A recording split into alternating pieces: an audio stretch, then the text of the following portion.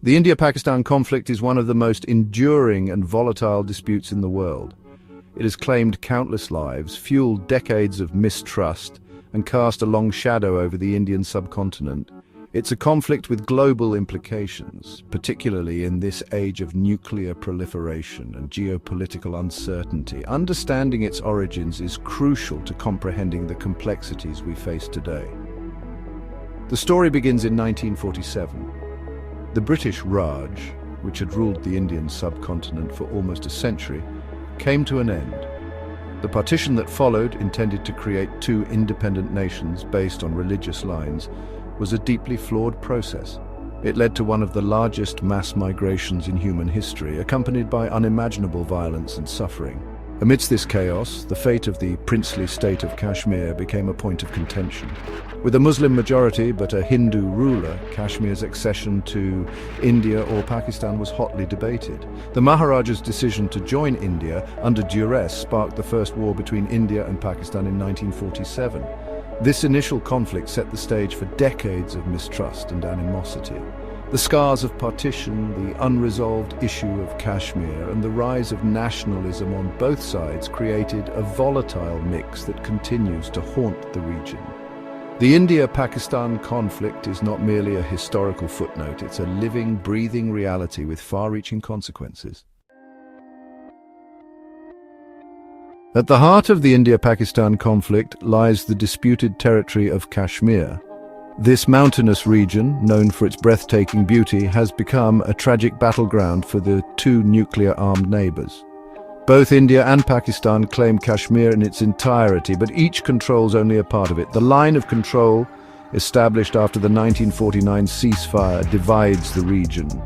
It's a heavily militarized and closely monitored border that has witnessed numerous skirmishes and conflicts over the years. The people of Kashmir, caught in the crosshairs of this enduring dispute, have endured immense suffering and displacement. Since 1989, an armed insurgency against Indian rule has raged in Indian-administered Kashmir.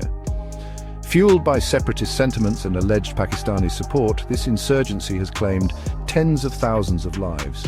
India accuses Pakistan of providing material and logistical support to the militants, a charge Pakistan denies. The situation in Kashmir remains highly volatile.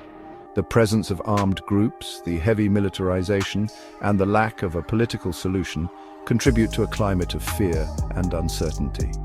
The human cost of this conflict is immeasurable, with countless lives lost and generations scarred by violence and displacement.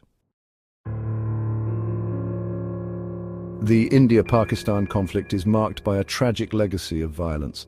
Over the decades, the two countries have fought several wars and engaged in countless military confrontations. Each conflict has exacerbated existing tensions, deepened mistrust, and pushed the hope for a peaceful resolution further out of reach.